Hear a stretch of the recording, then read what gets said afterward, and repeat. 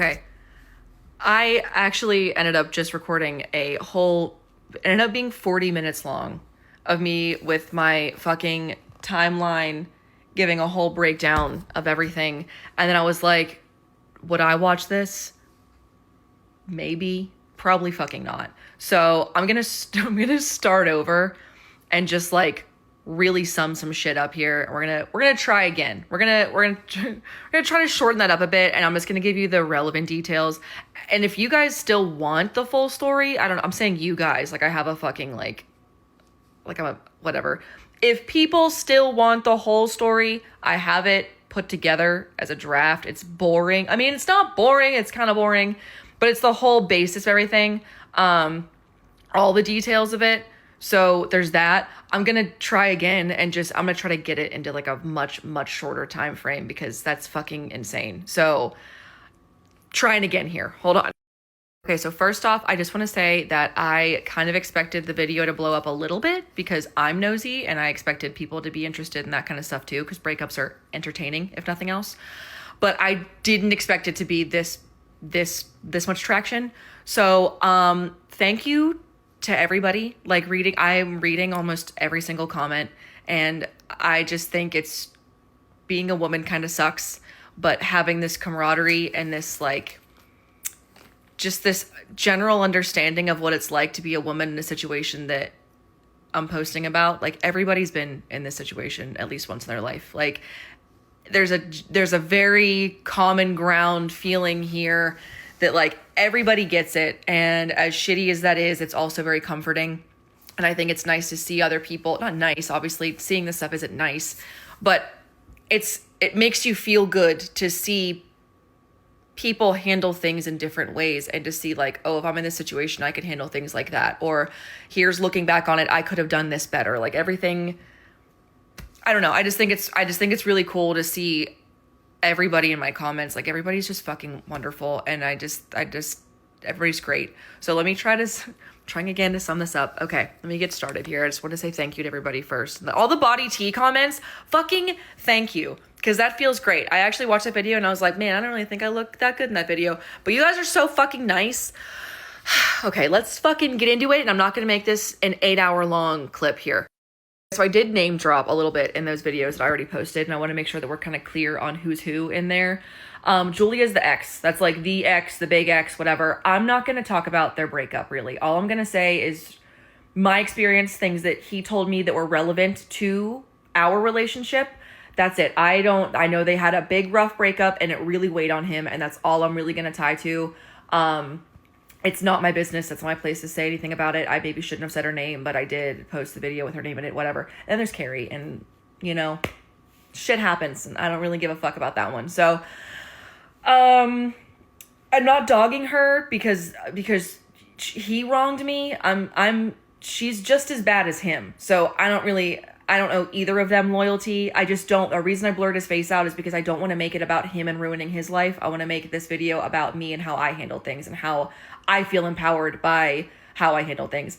That being said, do I think that I didn't fucking cave at all? Absolutely not. I was a mess. There's clips of me crying.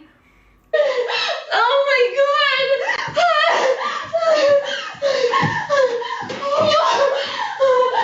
I don't think I've ever sounded like that in my life. I've never made those noises in my life.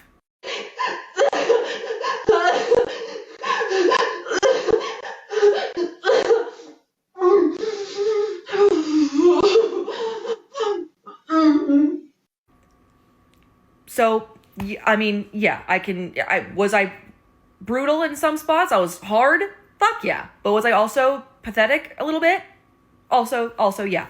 So, anyways, I'm gonna try to make this really quick as I can, not 45 minutes. So him and Julia broke up in like May, whatever. I met him in August. I knew he was still kind of hung up on some stuff, but I had also gone through some things. So I was like, you know what? No rush, no big deal. We're going to take things slow. We enjoy hanging out with each other. This is great. Things kind of start off, I mean, like we weren't really sure where we were going. We were just kind of feeling it out as we went. So it was fine. About a month and a half in, I was like, he still seems like he's pretty hung up on his ex. I ended things. He was like, no, let's whatever. And then he was like, actually, I think you're right. We should end things. So we got back together. And then it was good for a little bit. And then he went through my phone and didn't like what he saw in there. So we almost ended things, but instead we talked it through, and he was like, you know what? I'm not innocent. I also messed up too. And he told me that after we had gotten together, like very, very, very early on, like we'd only been around each other for a little bit, he had gone back and hooked up with his ex, which was like, man, that sucks. I hate that you lied to me. I wish you wouldn't have lied, but I understand why you did. You didn't know me that well. You didn't have that loyalty for me. I don't blame you. That's totally understandable. Let's fucking call it a clean slate. Is there anything else? Anything else you want to start? We're gonna start fresh right here. He goes, no, nothing else at all. I said, okay, great. Then we're gonna call it even. We're clean slate. We're just for each other. Fucking perfect. So we're going forward. Things are good.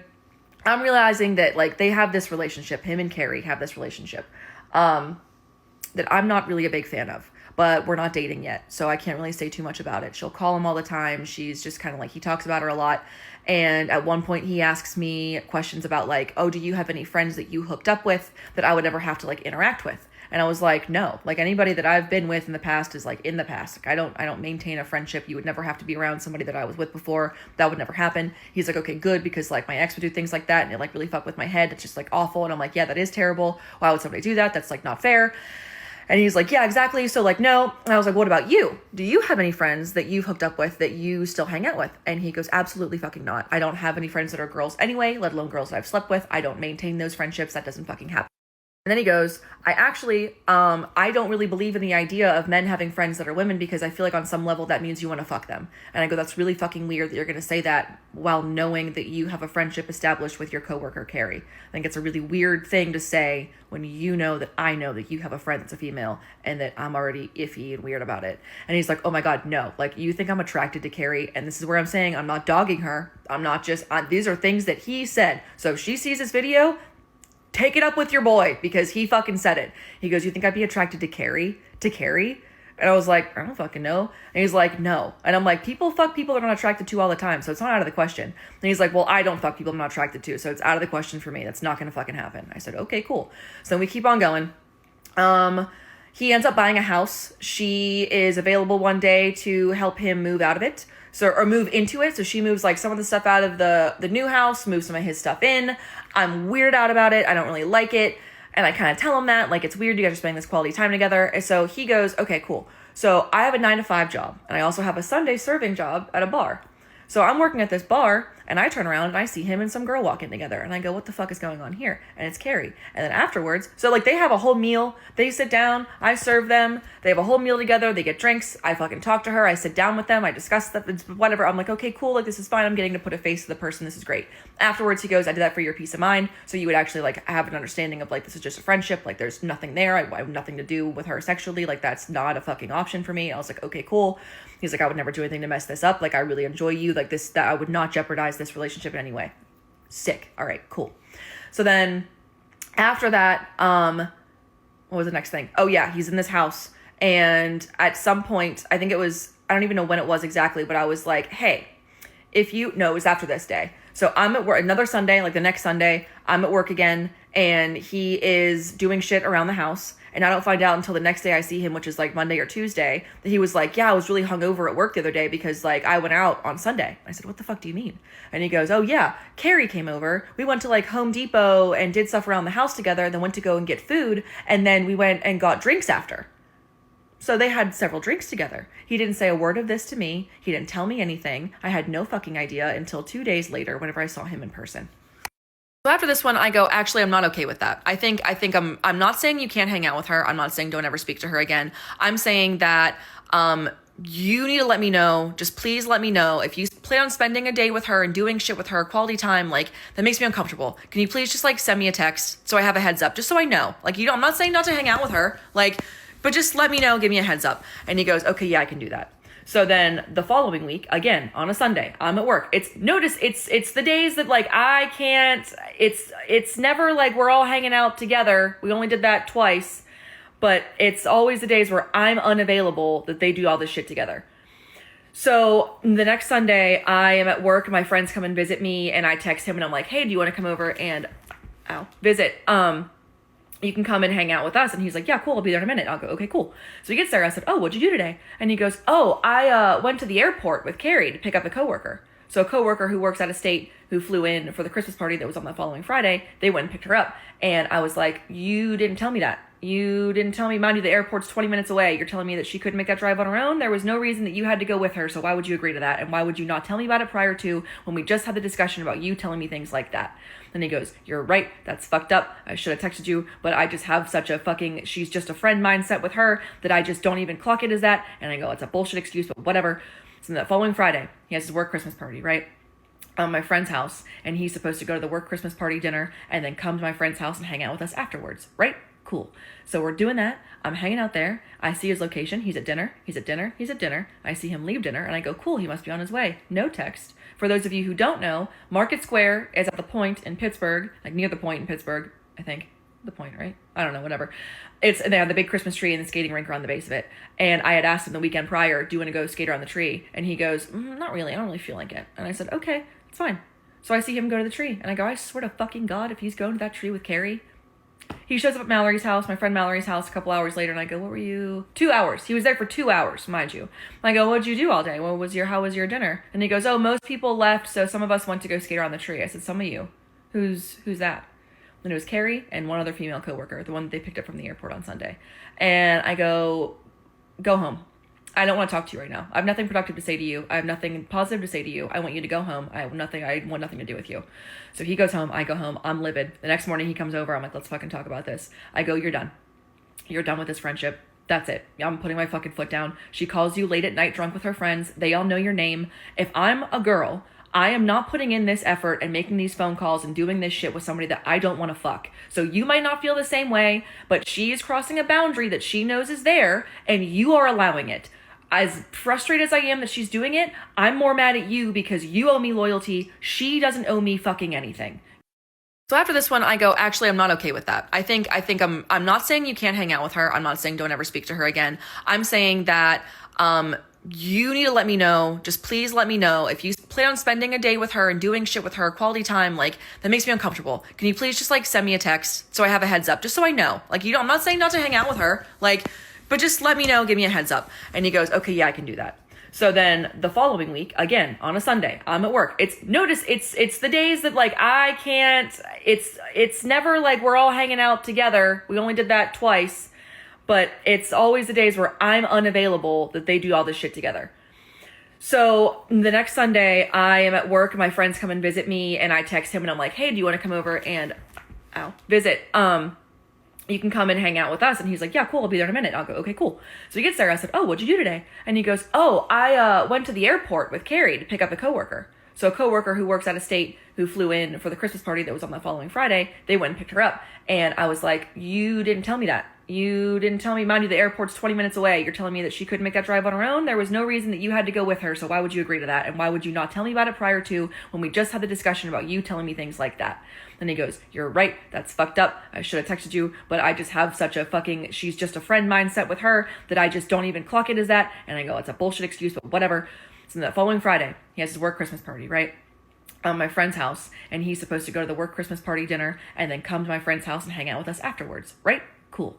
So we're doing that. I'm hanging out there. I see his location. He's at dinner. He's at dinner. He's at dinner. I see him leave dinner, and I go, "Cool, he must be on his way." No text. For those of you who don't know, Market Square is at the Point in Pittsburgh, like near the Point in Pittsburgh, I think. The Point, right? I don't know, whatever. They have the big Christmas tree and the skating rink around the base of it. And I had asked him the weekend prior, "Do you want to go skate around the tree?" And he goes, "Not really. I don't really feel like it." And I said, "Okay, it's fine." So I see him go to the tree, and I go, "I swear to fucking God, if he's going to that tree with Carrie." He shows up at Mallory's house, my friend Mallory's house, a couple hours later, and I go, "What were you?" 2 hours. He was there for 2 hours, mind you. I go, "What'd you do all day? How was your dinner?" And he goes, "Oh, most people left, so some of us went to go skate around the tree." I said, "Some of you. Who's that?" And it was Carrie and one other female coworker, the one that they picked up from the airport on Sunday. And I go home. I don't want to talk to you right now. I have nothing productive to say to you. I have nothing positive to say to you. I want you to go home. I want nothing to do with you. So he goes home. I go home. I'm livid. The next morning he comes over. I'm like, "Let's fucking talk about this." I go, "You're done.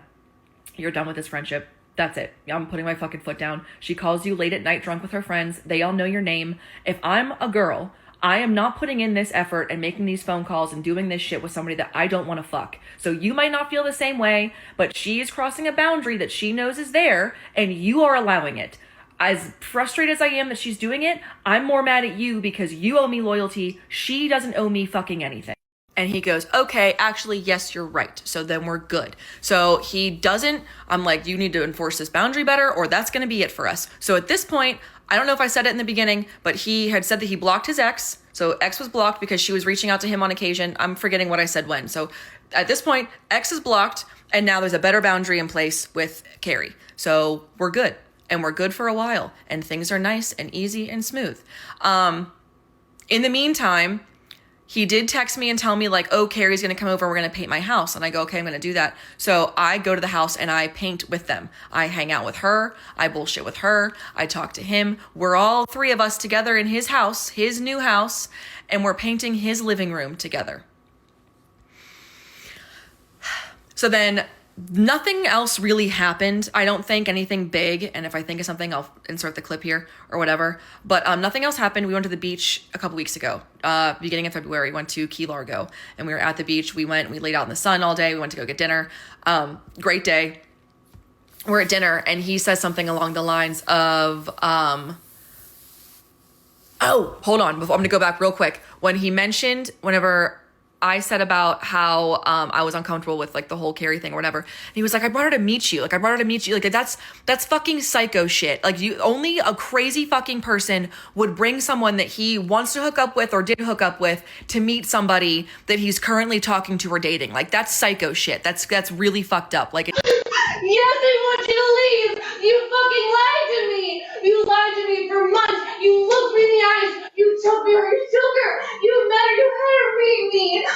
Evan, you're fucking crazy. You brought her to meet me, and you told me several times I'm not attracted to her. You think I would pick Carrie over you? You think I'm attracted to Carrie? Knowing you knew. Oh my God. he would say that his ex did similar stuff like that to him, and it really messed with his head.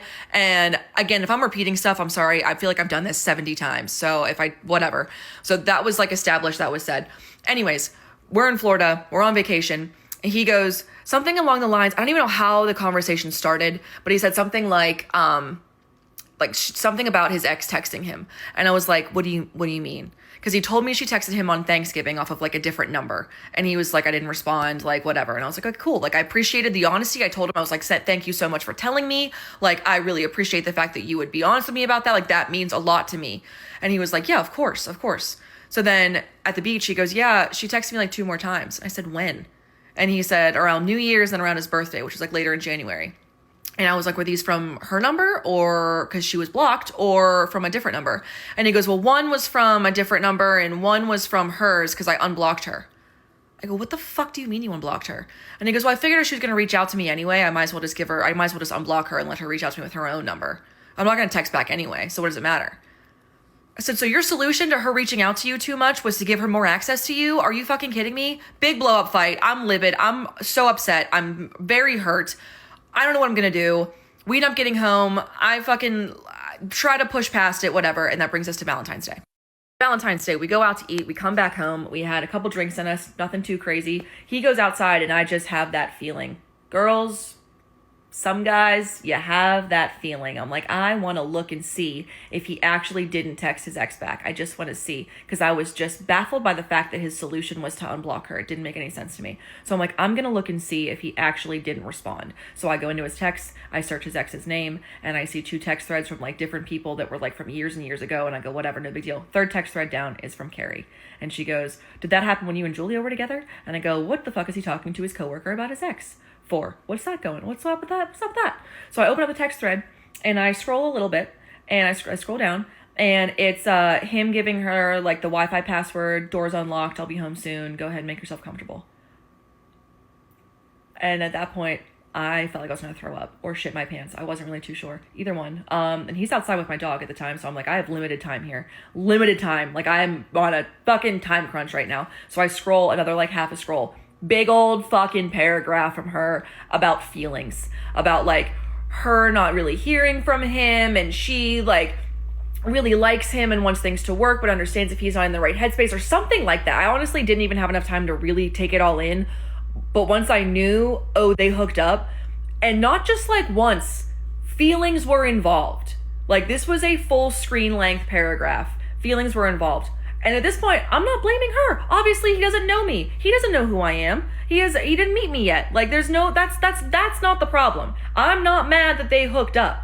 I'm mad that he went out of his way to lie to me about it, to have these conversations about not being attracted to her, to not having friends that were girls that he would want to hook up with, to how people would be brought around him that his ex hooked up with and how fucked up that was, and to bring her around me at the saloon, like, for my peace of mind and all this shit. Like, just crazy shit. So that's whenever I realized that they hooked up, and he walks in the door at that exact time, and that's where all of these clips are going to come in, because that's where we pick up, and that's the whole background, and I think that's the basis of it, and I hope I didn't miss anything crazy drastic, and if I did, I will say that I did, and this is a lot better than it being 45 minutes. Okay, bye.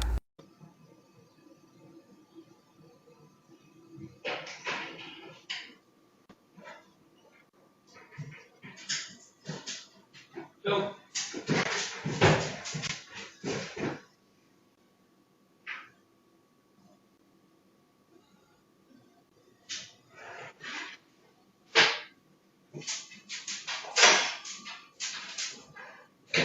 What? Did you carry hook up? What are you doing? Did you carry hook up? What are you doing? Did you?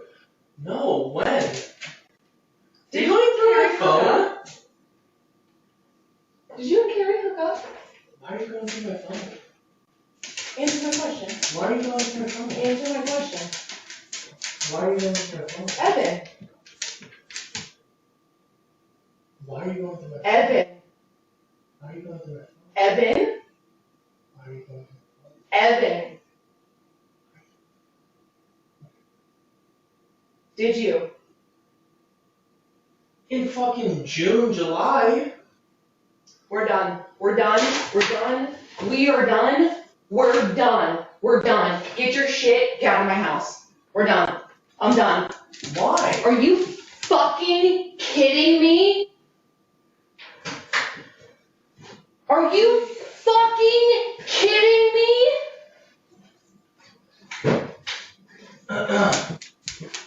Why are you Are you phone? fucking kidding me? Get out of my house. Get out of my house. Why are you going through my phone? I just searched for Julia to see if you guys talked, but you and Carrie had a nice little heart-to-heart about fucking Julia. You're a fucking liar. You're a liar. Don't you dare, oh my God, roll your eyes at me. So there's some of those clips, and then I kicked him out, which was the one clip that I posted already. I kicked him out. He left. He went straight to a bar. And then I texted him and I was like, fuck, you forgot your golf clubs. Come get them. Because I wanted this to be done. Like, once this was done, I was done. But I was also like, I still have more I want to say. Like, I'm still really angry. So there is like 2 hours of these clips. And I have just found like the good ones where I feel like there's a lot of just like staring. So I'm not going to post all those ones. But I found like the clips that I posted already. I lost on the couch, and then like there's other ones that are just like sad, and I don't really need to put those ones in there, but I feel like the ones where I'm kind of yelling at him are relevant. There's one where I could find that too, where I was like, all I want right now is for you to hug me, but I hate you right now, but you are my favorite person this morning. And I'll see if I can find that one hiding in there somewhere, and I'll put that in. But after I kicked him out, he came back like an hour to 2 hours later, and we talked a little bit, and then there's a couple clips from that I'll put in right now. It's really fucked up. I'm sorry that I did that to you. Other than the fucking Julia thing, I haven't been nothing but loyal to you. I was really fucked up when I met you. That's probably why I developed a fucking drinking problem. Because I felt fucking guilty, and I couldn't fucking deal with it. Then stop doing dumb fucking shit. You think I would have cared if you said, yeah, Carrie and I hooked up? I do! You don't! Because you consistently lied to me the entire time! The fact that you're gonna sit here right now and say, I don't know what else I can say I was fucked up. Boo fucking who? So was I. Did I lie to you for 7 months straight, Evan? Did I make you hang out with people I fucked? And make you feel like you were hanging out with her? You had me come over and paint the house. You part of the saloon. You told me that'd be crazy psycho shit to bring someone that you wanted to pursue or someone that you wanted to hook up with to someone that you're currently talking to. But you already fucked her. You lied by saying that you only fucked Julia and then me. But there was Carrie, your co-worker, that you're spending quality time with and going on dates with, and when I say that's a date, you go, a date with Carrie, really? Meanwhile, you're saying, here's my address, here's my Wi-Fi password, door's unlocked, go ahead, let yourself in. And then there's enough for feelings to be involved, because that fucking paragraph she sent you. So, you know, I gave you a chance to come in here, maybe say something on something. But you're just saying like, oh, I was fucked up? Like that's an excuse? You lied! I'm not saying this to me. Fuck you and your fucking opinions, and did it anyway. If you would have fucked her and cut it off in the beginning and kept it as coworkers, that's one thing. But you didn't. You went out of your way to continue to field phone calls and spend one-on-one time with this person, and you knew that was wrong. You knew it was wrong, because the whole fucking time you're saying, Julia did this to me, how fucked up is that? And you're doing it to me. Don't you dare fucking raise your voice at me like that. Like I'm out of line here for being pissed. I'm not. What were you supposed to do? I'm not yelling at you. You're yelling in my direction. I'm not yelling at you. You were. I'm not yelling at you. I'm not yelling at you. I'm not. You were. Fucking accept me. I'm not her. I know you're not. I've been saying it since the first fucking time. I'm not fucking her. I've never done the shit that she does. You do this. Don't put me in the box of this person, but you do it to me all the time. I'm trying to. That's why you don't tell me shit, because you're afraid I'm gonna get mad about it. But like you've never given me the chance to not get mad about it. Your actions and your choices fucking matter. The people you do things to matter. I fucking matter. You've just lied. You've just lied. The whole basis of everything is lies and manipulation, and you pretending like you're not that person, and you are. And then that was it. He left after that, and I sent him a text, just one, and then I blocked him, just letting him know that I think they deserve each other. I think that the game that they played with me was really sick. I think, obviously, he is the common denominator, and he is more to blame than she is. But I also think that as a woman, that's so wrong of you to do, to know the things you know, and to know that I don't know. So I'm just sitting there looking stupid while they just have this little joke to themselves. And I think that's really sick. And I feel like a lot of people can relate to that feeling. I think a lot of women know what it feels like to be in that position. And if seeing these clips made anybody feel related to or inspired to be more reactive next time something bad happens to them, then I'm glad I did something. But that's it. And I know it was long, but it's all one part. So okay, bye. Okay, first of all, the level of detail here. I feel like I was in that relationship and I want to break up with him too. This is classic textbook gaslighting. Notice the pattern? He starts with, I don't believe men and women can be friends, which, okay, weird take, but fine. But then he proceeds to have the most intimate friendship with Carrie. It's the hypocrisy for me. And the, oh, I brought her to meet you for your peace of mind. No, sir. You brought her to meet her to normalize her presence so you could hide her in plain sight. That is manipulative on a scary level. And then the unblocking. I unblocked her so she could text me on her own number. Make it make sense. That logic is fighting for its life right now. But the kicker. The absolute kicker is finding the text messages. Doors unlocked, Wi-Fi password is. That's not a friend. That's a destination. Ladies, if you have that gut feeling, if your stomach is doing flips, trust it. You are rarely wrong. He called her crazy. He said she was paranoid, and the whole time, the Wi-Fi password was waiting. Speaking of people invading your space and crossing boundaries, if you think a cheating boyfriend is bad, wait until you meet the roommate who literally became the furniture. My first roommate ever in college, when I met her, day one, when we were moving in, her family was very like quiet, a very like Black excellence kind of family. They were super religious. They were all from the Midwest. They came, they moved her in, then they got on a flight and left immediately. My family, very loud, very Haitian, doing the most. My mom was cooking a whole meal in the kitchen so that I would have food before she left. You know what I mean? Our families didn't really like talk much, but it was like a little bit of like tension in the room. But I didn't really give a fuck because I wanted my family to go too. Now, as soon as they left, my roommate, who we're gonna call Brooke, pretty light-skinned girl, bust down, sundress, makeup, cute girl. As soon as they left, she started jumping for joy. I mean, she was saying things like freedom. She was so excited. I didn't understand what was happening. As soon as the door shut, she asked me, can you please take my sewing down for me? I did that. I helped her. I was in that bitch, in that scalp, in it. Next day, she asked me to go with her. I didn't know where we were going. Ended up at a barbershop. She went and got a lineup. Asked me to braid her hair down, straight backs. Miss Mamas was transitioning into a full-blown stud. Turns out her family, super duper religious, hated the LGBTQ, and she couldn't be free to be herself. So you know what she did? She packed her things. She got a scholarship and she went to the land of the lesbians, Atlanta, Georgia. And that's where she met me. I loved it. I was there with her through all the major steps.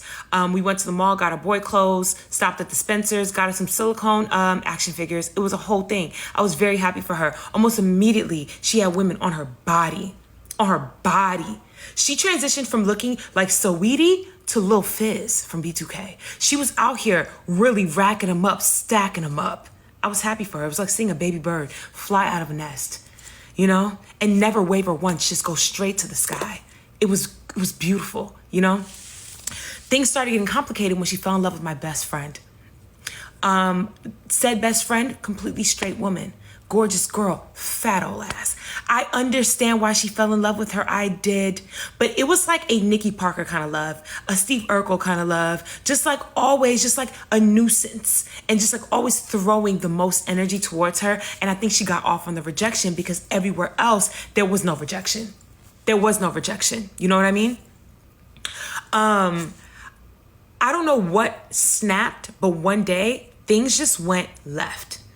We were hanging out in our apartment one day and she was like, hey, where Bestie at? And I was like, I think she's just leaving class. She should be back in the building because we live in the same like dorm building. She just lived a few floors underneath us. She was like, she should be back. Or I was like, she should be back in maybe like 30 minutes. She said, period, say less. I'm gonna go play a prank on her. And I told her, please leave her alone. I always did. She never listened. It's fine though. Y'all are grown. She leaves the apartment. Maybe like 2 hours go by. It was a minute goes by. I don't hear nothing from her or Bestie. I hear a at the door. It's my roommate. She is white as a sheet, y'all. I'm talking brawny, all right? She is foaming at the mouth. I see her run straight to the kitchen sink. She starts spitting like she gonna throw up. Traumatized. I say, what's going on, baby girl? What's happening? She tells me that she went to my friend's room, knocked on the door. The roommate was leaving to go to class herself. She let her in because she told her, hey, I just left something. I'm gonna go grab it and leave. She knows her. She sees her all the time. She trusted it. She got into the room and she immediately snuck up under my bestie's bed and hid there. She said that she was waiting for her to come into the room so she could jump out and be like, ah, I love you. Mm-hmm. Ah. Weird. So when she does this, a few moments later, my best friend really does come into the room, but she's not alone. No, Bestie bagged her a man. She brought her little boo thing into the room, and they wanted to get a little quick smash bam boom in before the next class. My roommate was up under that bed the entire time, y'all.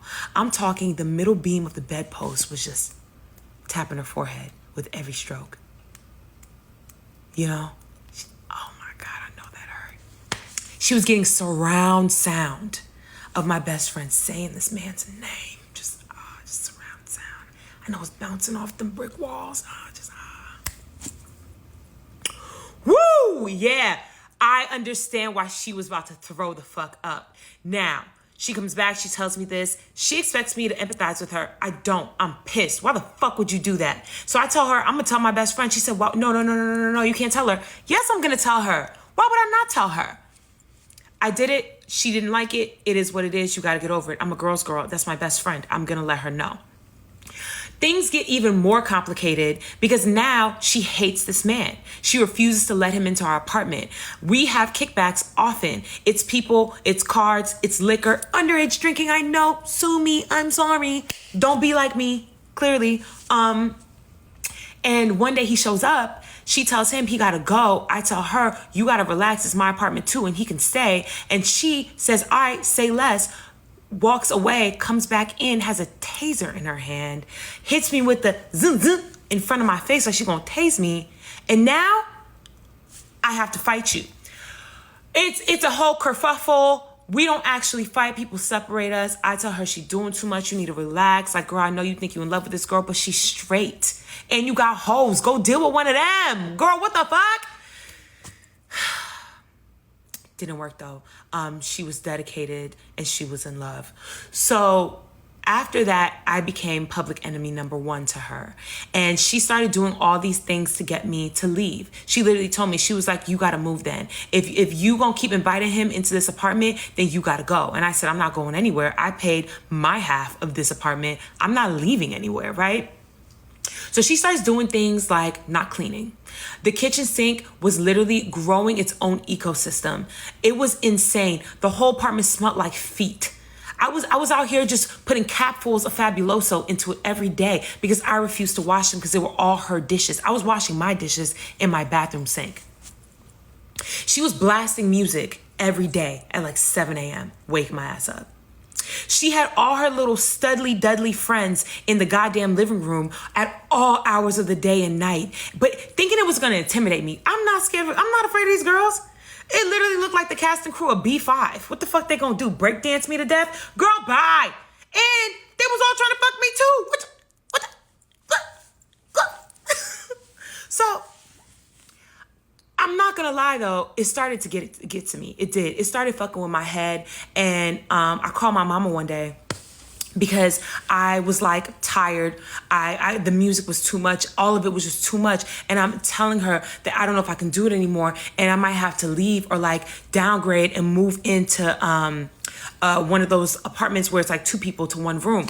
And I hated that because I paid the extra money for this, but it was too late to get a refund. So my mom is like trying to give me her godly advice because she a God-fearing woman of God. You know what I mean? My auntie though, who's also in the room, that's my dog. Y'all done heard a few stories about her. That's my dog. Y'all want to talk shit about her all y'all want to. That's my dog. She says, Mindy, I'm going to tell you exactly what to do. When we were in there moving, her family was looking at us crazy when we were speaking Creole.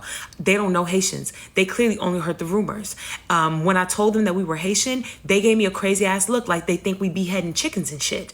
So I was like, oh, girl, what? And I told her, oh, they're really religious. She was like, that's perfect. I'll tell you exactly what to do. Go to Target. It was a Target down the street, not because we fuck with Target like that. I know this was years ago. Relax. She tells me, go to Target. She said, get some candles. I don't care what kind they are. They could be scented. They could be birthday candles. They could be pillar candles. It don't matter. Get you some candles. Make them white. She said, line them up, light them up. Get a piece of paper. Do some scribble dibble on that shit. It don't gotta mean nothing for real. Place it in front of it. Turn on some gaga music. And just sit there till she come out and don't do nothing. Just sit there. I said, okay. I did it. Literally, just like she said. And I'm sitting there in the living room. I press play. It's blasting loud as fuck. I'm gonna insert the music here.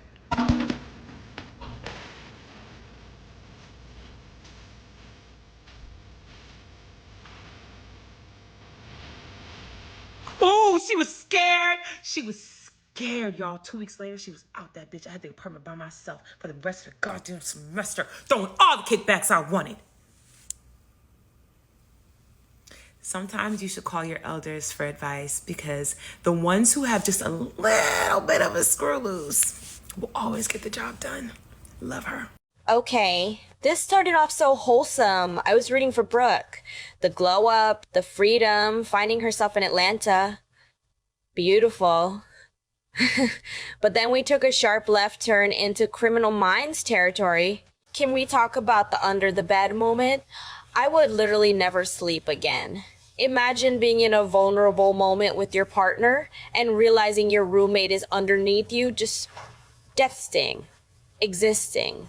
That is beyond a prank. That is predatory behavior.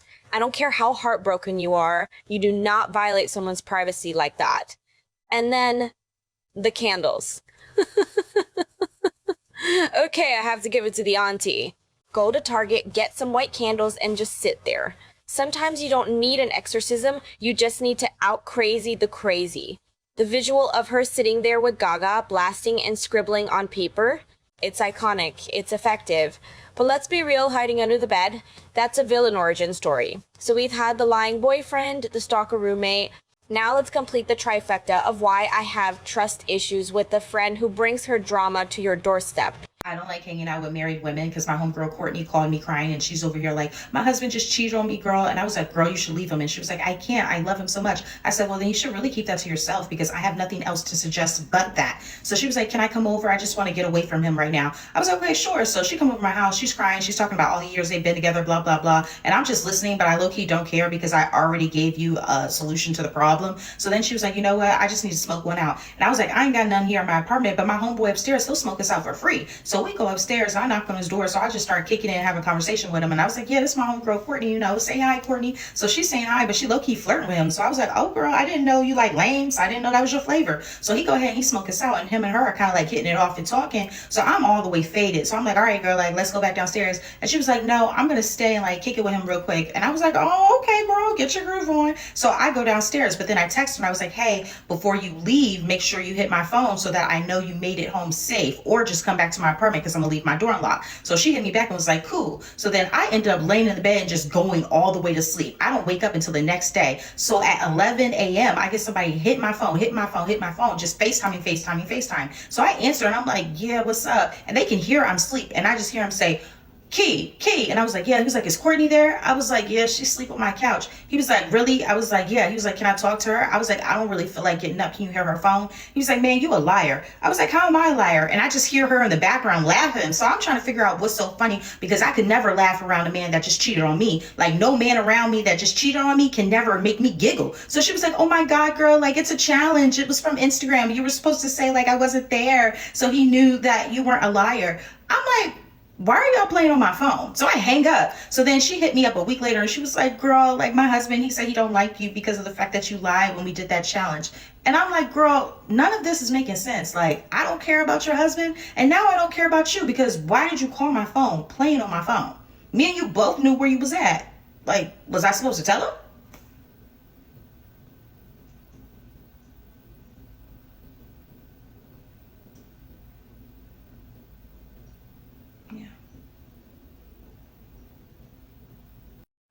The exhaustion in her voice is palpable. You know you have a messy friend when she comes over crying about her husband cheating, and 10 minutes later she's upstairs smoking one out with your neighbor. Like, girl, pick a struggle. And the husband calling, is Courtney there? And she has to lie? This is why I don't get involved in married people's business. You become an accessory to the crime just by opening your door. And the fact that Courtney got mad later because the lie wasn't good enough, my husband doesn't like you because you lied, the audacity is screaming. She used your apartment as a hotel, your neighbor as a rebound, and your reputation as a shield. Block her. Immediately.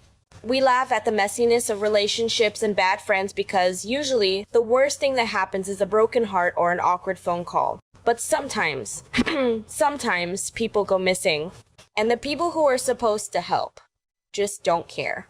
Every single state in the US has had at least one serial killer. Today we're covering a state that is probably one of the most highly requested states since I started this series. Today I'm going to tell you guys about one of the most notorious serial killers from New York. And when I say that you guys have been asking for this one, I mean it. Before I begin, just know that this is a very long video. This is going to be another long one. There is so much to uncover.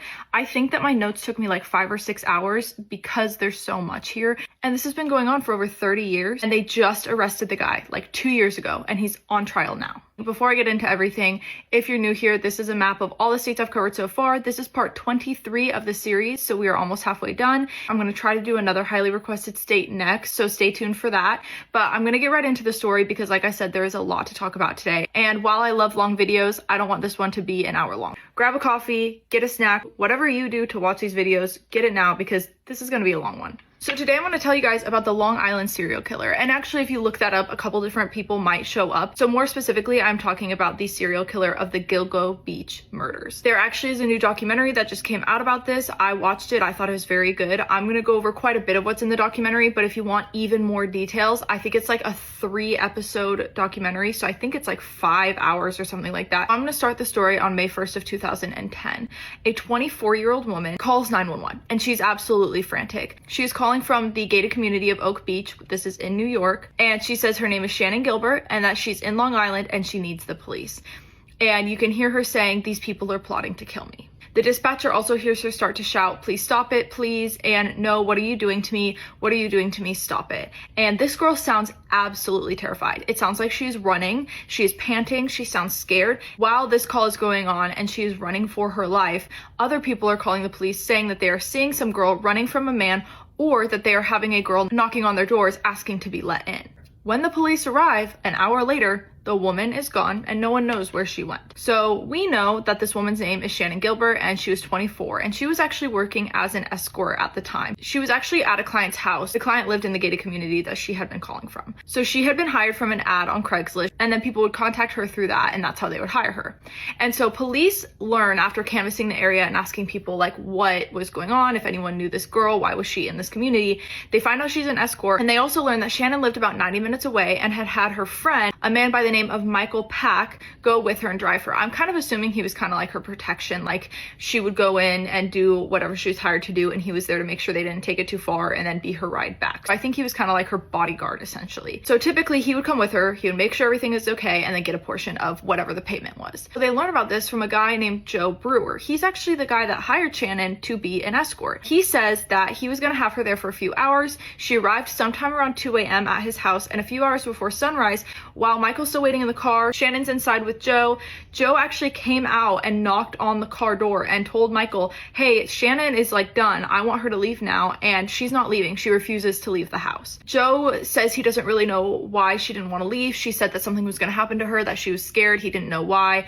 And Michael even came in and tried to get her to come out. And basically the next thing we know is that she's calling the police at 4:51 a.m. saying that they were chasing her. And she didn't say Joe or Michael were chasing her. She didn't say who. She just said they. And so they're like, is it Joe or Michael that's the problem? Is it someone else? Like, what is going on and where did this girl go? So they look around, they try to find her, they try to find Michael, they try to find the car they came in and they can't find it. And it sounds like someone saw Michael leaving. And so once they realize that Michael and the car are gone as well, they think what happened is that Michael found Shannon, picked her up and took her home. And so they end up leaving and assuming that Shannon is fine. And we now know that Michael did leave, but he actually left after he had searched for Shannon for a while and couldn't find her. And he was confused about why she was like running around and yelling and she seemed hysterical to him. And so eventually he gave up and just went home. And so Joe and Michael both don't know where she is and the police don't either. And the police have stopped looking for her. But when Shannon never returns home, Shannon's mom, Mary, is like, something is wrong here, and she immediately contacts the police. Unfortunately, at the time, the police just kind of brush her off. They said she's a prostitute, she'd show back up, she's probably just out working. She's an adult, she'll be fine. Like, they're not really worried. And so she just gets brushed off, but Mary knows that something is wrong. Mary continues to advocate for her daughter and say, like, I need you guys to look for my daughter. And finally, a month later, a whole entire month after Shannon goes missing, police finally bring an officer and a cadaver dog. The cadaver dog's name was Blue, and they start to search the area of the gated community. Unfortunately, at the time, they don't find anything. Like, her scent could be long gone at this point. It's not impossible for dogs to find a scent trail or find cadaver a month after, but it does make it a lot harder when it's an entire month later. So that really sucks that the only time they start looking for her is that much later. Other than that one search, they don't really look for her anymore. And so now at this point, Shannon has been missing for months. On what was supposed to be her birthday, her mom had a video on the news asking for help, saying that she will stop at nothing to find her daughter. She searched for almost 8 months. 8 months she searched for her daughter with virtually no help from the police. She was committed to getting Shannon's name on the news, making sure that her name was heard. And so she constantly would talk to the police, talk to the media, and like try to get Shannon's story out there. Finally, on December 11th of 2010, they start searching the area that she had gone missing. The police finally get involved and they research the area. And Blue ended up giving an alert down the beach a little ways away from this gated community, and they end up discovering a skeleton wrapped in burlap 8 months after Shannon had gone missing. And immediately they don't know who it is. And so they bring it back to the lab to start doing an autopsy and try to figure out who this person is and find out if it is Shannon. As they are doing that, they're searching the surrounding area for any additional evidence that might clue them into who this is and how they were killed. As they are searching, Blue alerts again, and they discover not 1, not 2, but 3 additional bodies. 3 additional bodies on the beach in this one little stretch of beach. 4 bodies in the area. And of course, they are wondering if any of these women are Shannon. That seems like the most logical assumption, is that one of these women has to be the person that was calling in peril in the same area. But as they're looking at these 4 unidentified bodies, they realize something. They know that Shannon had been in an abusive relationship, and at one point she had to get a titanium plate in her jaw because of how bad the abuse was from her boyfriend. And out of all 4 remains, none of them had a titanium plate in their jaw. So that means none of them were Shannon. So in their incredibly delayed search for Shannon, they don't find her, but they find 4 other bodies. And all 4 bodies were other women. And initially they're named the Gilgo 4 by the media and the public, and they're just set as Jane Does for a while. The police are trying to figure out who these women are, but they can't match them to any missing persons reports at first. And so the news, the media, the public, everyone is terrified right now. They don't know who these women are. They don't know why they were targeted. They don't know if there's more victims, and if whoever did this is still out there. So everyone is terrified, and everyone wants to know who these 4 unidentified women are. It takes a little bit of time, but finally all 4 victims are identified. They are Maureen Brainard Barnes, Melissa Bartholomew, Megan Waterman, and Amber Costello.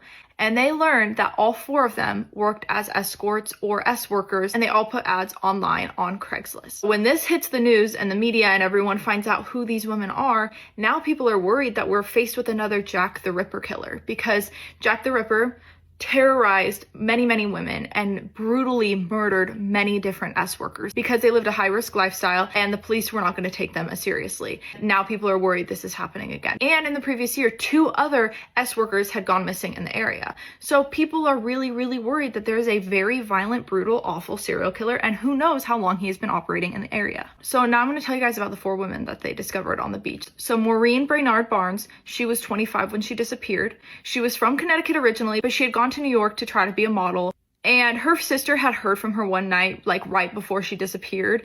And she had called her sister saying like she wanted to ride from New York back home. And it ended up being too far for her to drive. So Maureen told her sister she was just going to take a train back home. And again, Maureen was also an escort and had advertised her services along with one of her friends. Her friend's name was Sarah. And they often traveled together to kind of protect each other. So they were in New York City together providing escorting services on Craigslist. And Maureen had 2 children. She had a son and a daughter. And at the time that she's in New York, she was worried about the possibility of losing custody because of her financial state. So she was very desperately needing to come up with some money to try to keep custody of her children. Her friend that had been in New York City with her was watching her like frantically try to get money. She was making some, but it wasn't enough. And Sarah, the friend, says that Maureen was very, very stressed about it. And eventually Sarah says that she decided she was going to head back to Connecticut. She didn't want to keep doing this anymore. Maureen said, okay, I'm going to stay until Monday. I'm going to try to get a couple more jobs, make a little bit more money, and then I'll head back too, because Maureen had to be back on Tuesday for a custody hearing. And so on Monday, July 9th of 2007, Sarah left while Maureen stayed behind again so that she could try to make a little bit more money. When this custody hearing comes on Tuesday and she does not show, her friends and her family are very alarmed, because one thing Maureen was not going to miss was a custody hearing for her kids. She cared about her kids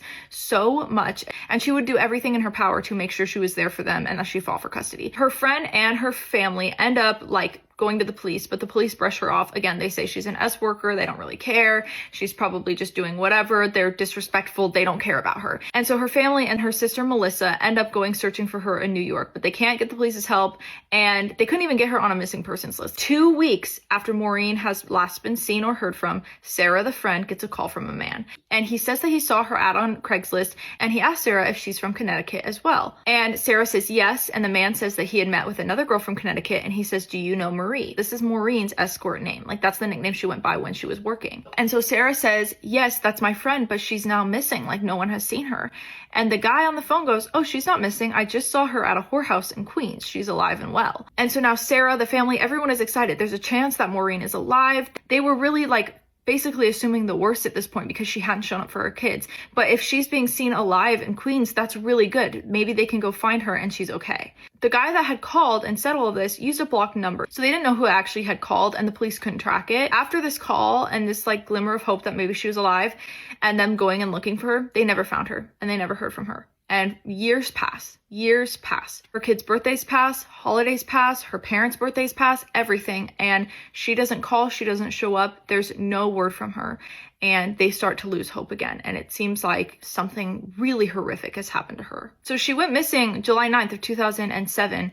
And they did not know what happened to her until 2010 when her body was found on the beach. And her body was found restrained with 3 leather belts. And it was very clear that this was a homicide. It was not an accidental death. It was not a suicide. It was very clearly a homicide.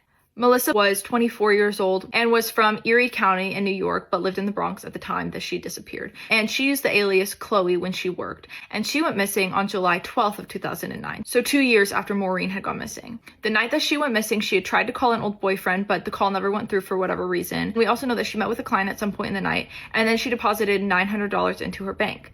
And then she just disappeared. A week after she went missing, her younger sister Amanda, who was still a kid at this point, started getting phone calls from Melissa's phone. And it wasn't Melissa, it was a man on the phone. And the man would call and mock and insult Melissa, and he even asked Amanda if she was a whore like her sister. These calls continued for over 5 weeks. Amanda is missing her sister. She's potentially mourning the loss of her sister. She has no idea what's happened to her. She's worried for her health and her safety.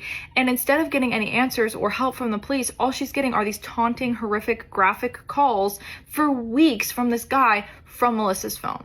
So it doesn't really seem like Melissa is okay. And that's a horrible, horrible, torturous thing that she's having to go through. Again, the calls continued for weeks. They get more vulgar and more aggressive. And towards the end, he told Amanda that Melissa was dead and he was going to watch her rot. The police did get involved at some point, and they did try to track the calls, and they learned that some of them came from Madison Square Garden or Manorville, but they couldn't figure out who was calling, and they really couldn't narrow it down any closer than that. And Melissa's body was actually the first body found that was wrapped in burlap the first day that they were searching for Shannon. Megan Waterman was 22 and she was from Maine. She was staying at a motel in New York, 15 miles from Gilgo Beach when she went missing. She went missing on June 6th of 2010, placing an ad on Craigslist as an escort as well. She told her boyfriend that she was going out, but she would call him later, and he never ended up hearing from her again. 2 days after she went missing, she was supposed to check in on her 3-year-old daughter who was in the care of some family members. And again, Megan was a very committed mom. She loved her daughter. She never missed a check-in. And so when she didn't show up and she didn't check on her daughter, they immediately filed a missing persons report on June 8th of 2010. At the time, unfortunately, not a lot happened in the search for her. But when the police are investigating later, when they find all 4 bodies on Gilgo Beach, police end up learning during that investigation that she actually was a victim of trafficking and that her boyfriend was involved in that. And so he was arrested, but they don't think he's involved or connected in her disappearance or death. So she was also a victim of his. He is not the one that killed her. And she went missing on June 6th of 2010. And it was actually on her birthday that the family found out in December of 2010 that she was positively ID'd, thanks to DNA, as one of the bodies on Gilgo Beach. They found out on her birthday. Amber Lynn Costello was the 4th woman found on Gilgo Beach, and she was 27 at the time that she went missing. She lived in West Babylon, New York, which was kind of like a small town close to Gilgo Beach. And she went missing on September 2nd of 2010, and she had gone to meet with a stranger who had called her several times during the day, offering her $2,500 for her services. Initially, when she didn't show back up, her family actually thought she'd gone to a drug rehab center, so they didn't report her missing because she had struggled with drug addiction. And so unfortunately, there was a delay in reporting her missing. The police haven't taken any of the other cases seriously, so they probably wouldn't have taken her disappearance seriously either. After they found their bodies on the beach, the police interviewed her roommate and got a description of the guy that had hired her. They actually said that one of her customers had like a bunch of red flags, and this guy was like a scary dude, and he probably was the one that hurt her. They said that he had a first generation Chevrolet Avalanche, that Amber had been hired by this guy, and she had said she was just going to dance, that he was not going to get any from her. And when he came over to get her to dance for him, she ended up calling her friend and saying that she was hiding in the bathroom because he wasn't taking no for an answer. So the two of her friends, and I think they were her roommates and friends, bust in and find her in the bathroom. She says like the guy is still here, and they find him in the house. And they say that this guy was huge. I think they even described him as like an ogre. They said that this guy said he wanted his money back, and they said, no, get out of here. You're like being disgusting and creepy. Get out of here. And so they end up finally threatening to let their dog on him, and they had a pit bull, and so he finally left, and he said, I'll see you. And they said that it was like he was staring past the roommates at her, kind of like in a menacing way. And they ended up reporting it to the police at the time that this happened, but the police never followed up with it. And so once she goes missing and then her body is found on the beach, they obviously immediately are going to think of that guy. Unfortunately, even with the description and the details that the roommates give them about this guy, they don't really follow up with it. They don't look into the car, they don't look into any of the details, and that interview basically doesn't help at all because the police don't do a good enough job with it. And Shannon's mom is still looking for Shannon. And remember that now these 4 women have been discovered because of Mary's search for Shannon. That's the only reason these 4 women were discovered. And so the 4 victims' families plus Shannon's mom all end up becoming very close during the fight for justice for their children. And again, Shannon is still missing, and unfortunately, even though they have more evidence and they have these 4 bodies, and you would think that that would lead to more answers, it really doesn't. And they are no closer to finding Shannon. They have no idea where she is, and they don't even know if she's linked to these 4 women. The parents and Mary seem to think that they are linked, but the police aren't necessarily convinced at this point. The police did realize, though, that in between Maureen and Melissa's disappearances was a 2-year gap, and then in between Melissa and Megan's disappearances was a 1-year gap. But what's scary is that in between Megan and Amber's disappearance, it was only 3 months. So this guy is actively escalating. His timelines are getting closer together. And they found them in December, and Amber had gone missing in September. So that means he was active at least 4 months ago. And they know that Maureen had been missing for 3 years. So now they know that they have some guy who's been active for at least 3 years and is still active right now. They had no idea that there's some serial killer out there. So this is when the FBI gets involved, and they end up giving a profile from the BAU, the Behavioral Analysis Unit. And they say, based on their profile, they think that this guy is a white male, probably in his 40s. He's probably good at social situations and blends into the community well. He might even have a family, but they don't think that the women are being killed at the beach. They think they're being murdered somewhere else and dumped at the beach, which means he needs an isolated place to torture and kill these women. So he probably needs some place that's isolated. So if he has a family, he is probably abducting and killing these women when his family is out of town. So they hope that this profile can help the police kind of narrow down who this potential killer could be. And so now that they have an FBI profile, they are realizing that there's a serial killer here who like has not even been on their radar. There's a very scary guy that they're dealing with.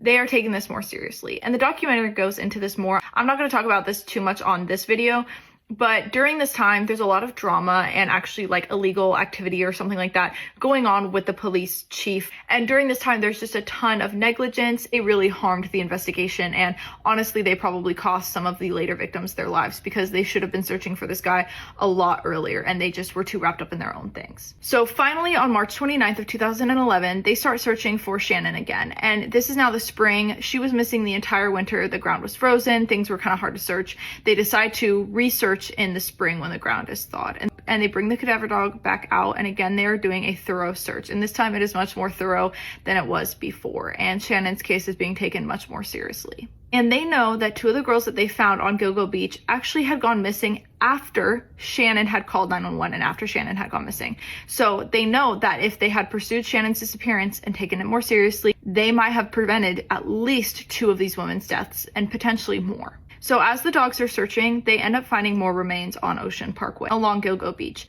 They find multiple more bodies. On March 29th, they find 1 body. On April 4th, they find 3 more bodies. And on April 11th, a week later, they find 2 more. That is 10 bodies within 12 miles of beach. 2 months, 10 bodies, and none of them are Shannon. The first set of remains they are able to identify, and they belong to Jessica Taylor, who was 20 when she went missing from Manhattan, and she went missing July 21st of 2003. That means that this guy has been active 7 years before they found any of the bodies. So she had gone missing while she was working. She was also an S worker, and they actually only found part of her remains on the beach in 2011. And while they are investigating, they realized that back in 2003, right after she had gone missing, her torso had actually been discovered off of Halsey Manor Road in Manorville. But at the time, because there's partial remains, they weren't able to identify her. So it wasn't until they found the rest of her remains in 2011 that they were able to connect that parts of her body have been dumped in multiple different places. And they are noticing that not only are all of these women S workers, they're also very petite. They are ranging from like 4 to 5 feet tall. Like, they're not very tall women. They're all in their 20s and they're all S workers. The next 3 bodies that they had found were an unidentified woman, an unidentified female toddler, and a male victim, and the male victim was dressed in drag.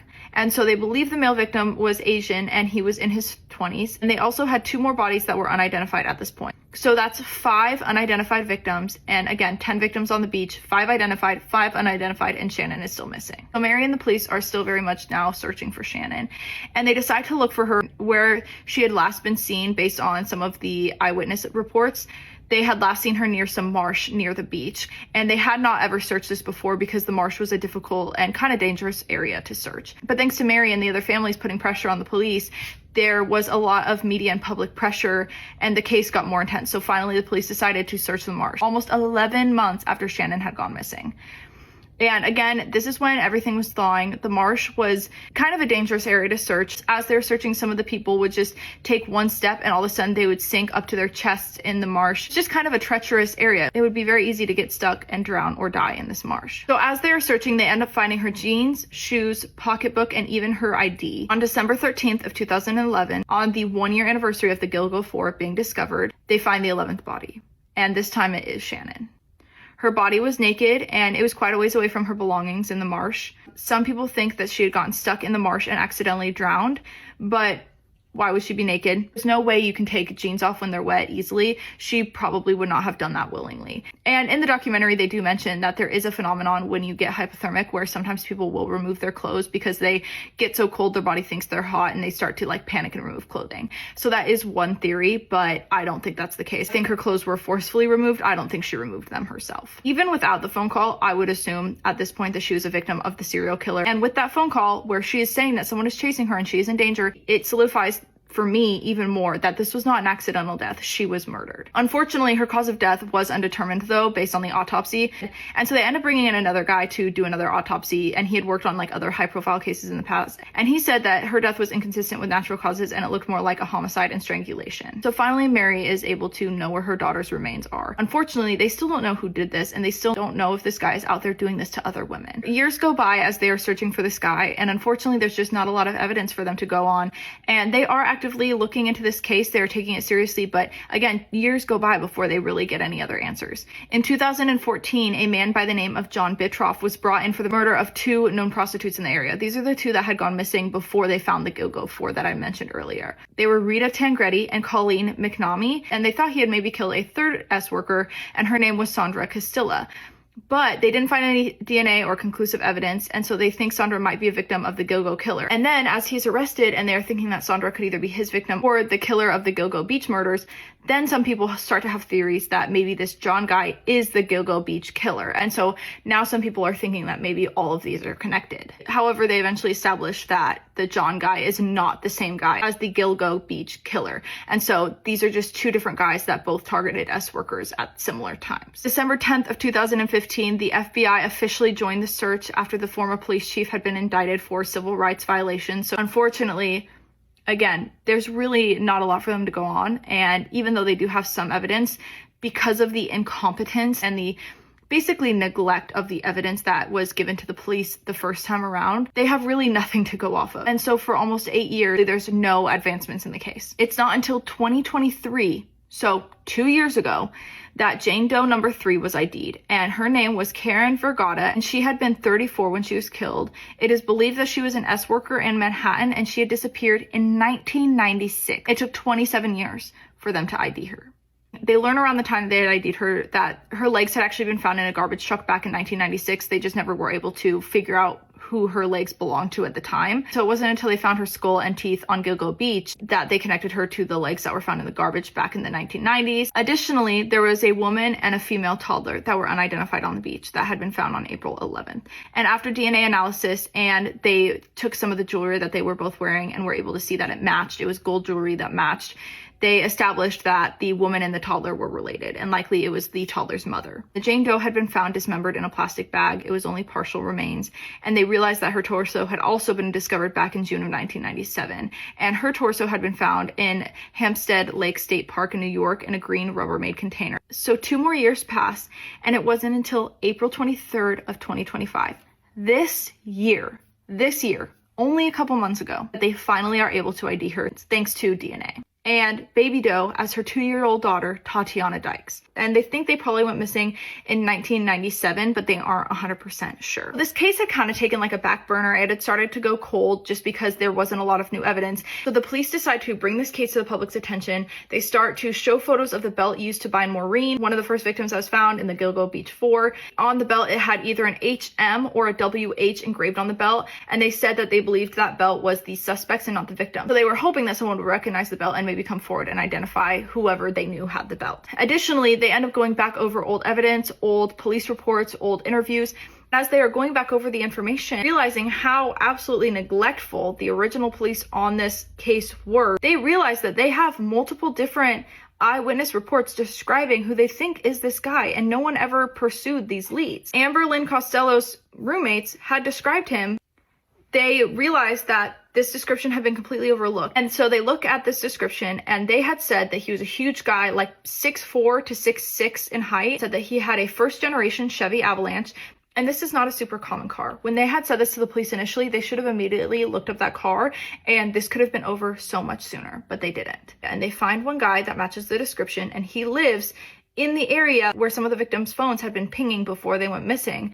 He fit the profile in pretty much every way. In March of 2022, they actually had gotten a name. His name was Rex Herman, and he had worked as an architect. And they were able to trace the burner phones that had been used to be in touch with the victims and the families. And then they also were able to track Rex's movement, that his personal phone movements and the burner phone movements always went together. So they were like, this is definitely the guy. They didn't have him as an official suspect yet. This was back in 2022 when they started to look at him as a suspect. At one point, while they were surveilling him, they end up watching him discard a pizza box into a public trash can. And so they end up collecting this and getting DNA from his pizza. And they end up using that DNA to match some hair strands that they had found on some of the victims when they originally had found them. So on July 13th of 2023, Rex was arrested and was indicted for many of the murders. And it wasn't until 2025 that they kind of came out with this information. And I know that the timeline of some of this is kind of confusing. Honestly, I was kind of confused with when they arrested him versus when they went public with some of this information. But he is indicted in 2023 and 2024. Currently, in 2025, they are getting ready for trial, but it likely won't officially start until 2026. 2024, Rex was also charged with the murder of Sandra Costilla. That was the woman who originally they thought might have been the other killer's third victim. She was 28 when he killed her in 1993, and she was likely his first victim. So now it's more than 30 years that he has been doing this, that he has been active and undetected. They also know that the Asian doe that was in drag had died of blunt force trauma. They have never been able to identify them. We know they were biologically male, that they had been found in women's clothing, so maybe they were transgender, or maybe they were just dressed in drag. We aren't really sure. They were somewhere between the age of 17 to 23, and they have created both male and female presenting sketches for this victim in hopes that someone will come forward and recognize them and identify them. So in 2024, when they arrested him, they searched his home, his vehicle, his backyard, literally everything, and they found almost 300 individual firearms in his basement. 300 different firearms. That's an insane amount. None of them seem like they were linked to any of the murders. He just had these for fun, I guess. They also got his phones, computers, and more, and found that many of the searches on many of his different devices were revolving around the victims or their families or their murders. And then they also found some really disturbing. Rex Herman, by the way, had a family. He had children, and they are able to go back and look at his movements and then his family's movements and see when his family was traveling without him. And they are able to see that even though he's married and had kids, he is able to kill, because every single time they go out of town is when he would take a victim, he would torture them, he would kill them, he would dump them before his family got back. So they were always out of town when he was killing. They had no idea that he was doing this. And he had at least 11 victims, if not more. And the discovery of all the bodies and the ability to link them to one serial killer is mostly credited to Mary for advocating for her daughter Shannon and basically forcing the police to go look for her daughter. Even though she was brutally killed, she is a hero because she brought so many answers and so much closure to so many people. As they were searching for her, they found answers for so many other families that otherwise would never have had answers to what happened to their loved ones. According to one of the family attorneys, John Ray, told People magazine, quote, "Shannon will be remembered for the girl who, by her death, exposed the truth and the killer. What Shannon's case did is force the authorities to finally pursue the evidence for the other girls. Shannon kept the pressure on for all of these years, even though she is dead," end quote. To this day, they have not officially linked Shannon to this killer because her cause of death was never officially ruled as a homicide. Obviously, I think that Shannon is one of his victims. That seems like the most obvious conclusion. Anyone with information about Shannon Gilbert is asked to contact Crime Stoppers at this number. I'll put on the screen so that you guys can see. Again, Shannon's mom, Mary, is credited to the discovery of the Gilgo bodies because of how much she pushed to search for her daughter. Unfortunately, Mary passed before they found Rex and got some answers as to who potentially killed Shannon. Mary was found stabbed to death in her apartment at age 52 in 2019, and she was stabbed by her own daughter. And Megan Waterman's mom, Lorraine, who also was very active in the search for justice for her daughter and was friends with Mary and the other moms, she also passed away. Both of these women never got to see the killer arrested. They never got to see justice for their children. Currently, Rex Herman is being charged with 7 different murders. Not all of them he is being charged with right now, unfortunately. He is clearly a horrible, disgusting, despicable human, and I'm very, very hopeful that people find him guilty. He is put away for the rest of his life, and he never hurts another woman in his lifetime. This is heavy.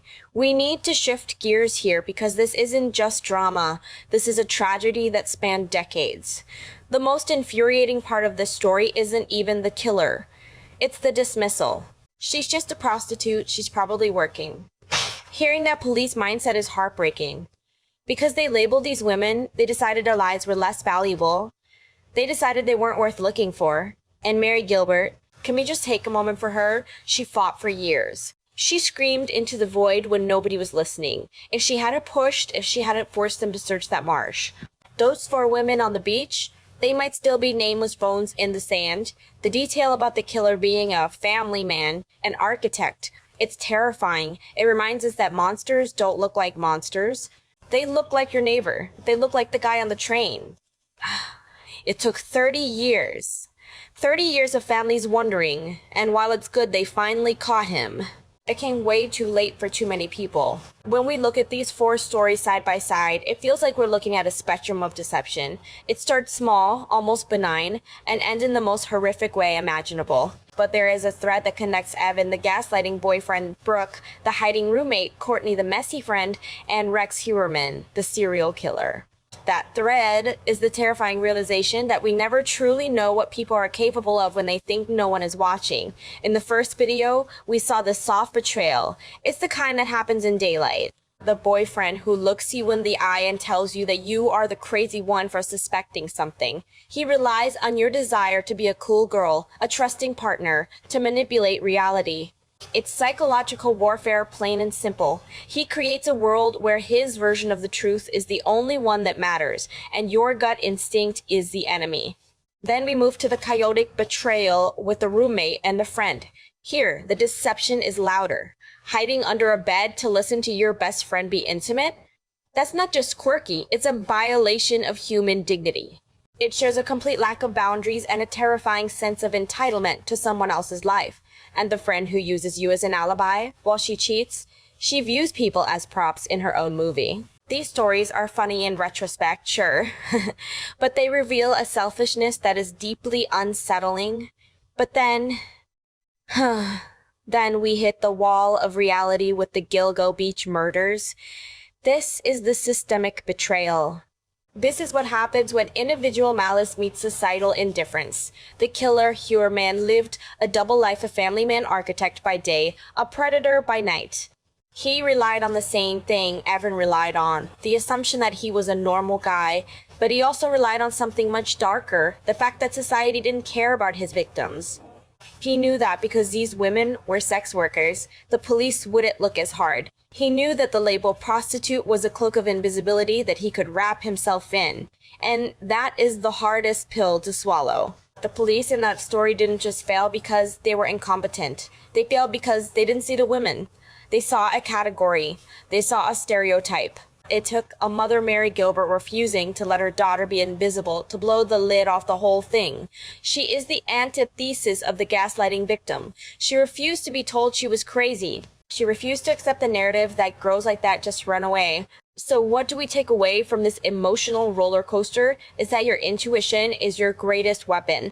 Whether it's a text message that doesn't sit right, a roommate acting strange, or a police officer telling you to give up, listen to that voice. We live in a world that constantly tries to tell women they are overreacting. Evan told his girlfriend she was insecure. The police told Mary Gilbert she was in denial. But in every single one of these stories, the crazy woman was right. The truth often hides in the dark under a bed, in a deleted text thread, or in a marsh on Long Island. It is uncomfortable to look for it. It is painful to find it. But as we saw today, refusing to look doesn't make the monsters go away. It just gives them more time to operate. Trust yourselves, look out for each other, and never let anyone convince you that your reality isn't real. Because sometimes being difficult and demanding answers is the only thing that saves us. What about you guys? Have you ever had a gut feeling about someone that turned out to be 100% right, even when everyone said you were paranoid? Let me know in the comments. I'll be reading them. Hopefully they're less scary than the roommate story. Stay safe out there.